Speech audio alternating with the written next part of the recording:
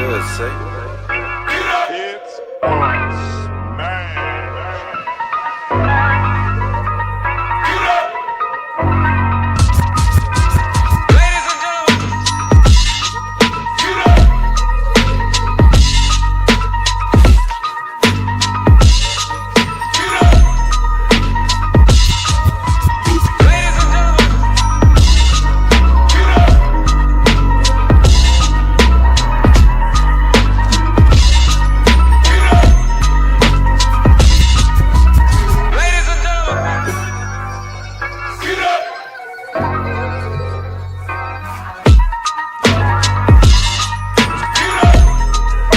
In 2008, the financial system collapsed due to risky behaviors by financial institutions.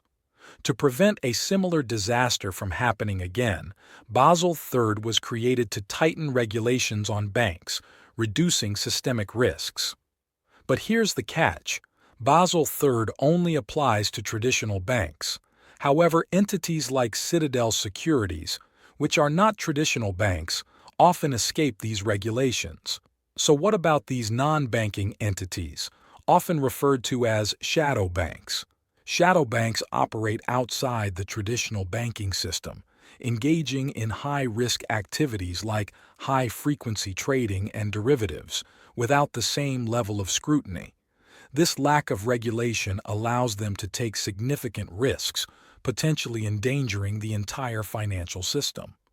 According to Basel 2013, shadow banks played a critical role in the 2008 financial crisis by turning risky, long-term assets into immediate cash, which created a bubble that eventually burst.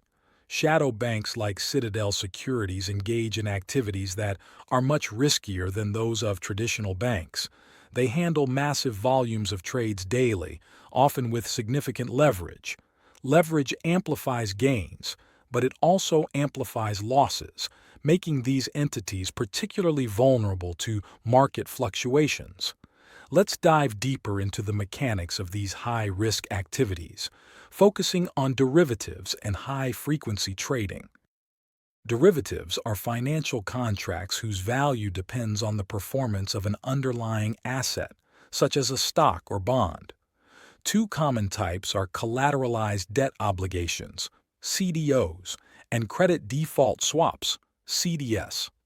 Imagine you're at a horse race. Instead of betting on just one horse, you're betting on a combination of outcomes. A CDO is like a bundle of these bets, combining various loans into one package, divided into different risk levels. A CDS is like taking out insurance on your bet. While these can protect you, they also encourage taking bigger risks. High-frequency trading, HFT, uses advanced algorithms and powerful computers to execute trades at incredibly high speeds, thousands or even millions of trades per second. Imagine you're at a busy farmer's market where prices change constantly. Most shoppers walk around comparing prices and making purchases at a normal pace.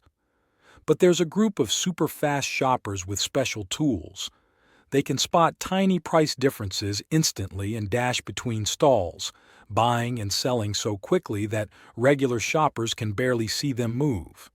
These are like high-frequency traders in the stock market. These super-fast shoppers, or traders, can make small profits on tons of tiny price differences, which add up quickly. But their rapid movements can also cause chaos in the market, potentially leading to sudden price swings or even crashes if something goes wrong with their tools. A real-world example of the risks involved occurred in 2012 when Knight Capital, a firm heavily involved in HFT, lost $440 million in just 45 minutes due to a glitch in their trading algorithm. On Wednesday, some algorithm trading program just went wild and sent out all these orders that sent the market haywire and have cost the company. They've lost $440 million, I think, which is more than it's about 80% of their first half revenue. This incident highlights how quickly things can go wrong in the world of high-speed trading.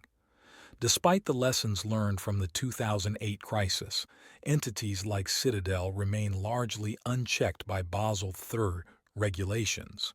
The systemic risk posed by such shadow banks is substantial, and the potential for another financial crisis remains high if these risks are not adequately managed. One of the major concerns is the concentration risk associated with Citadel's reliance on Bank of America for clearing and prime brokerage services. This interconnectedness means that if Bank of America faces financial difficulties, Citadel could be severely impacted, leading to a domino effect in the financial system. The unchecked growth of shadow banking is like having a hidden fault line under a city.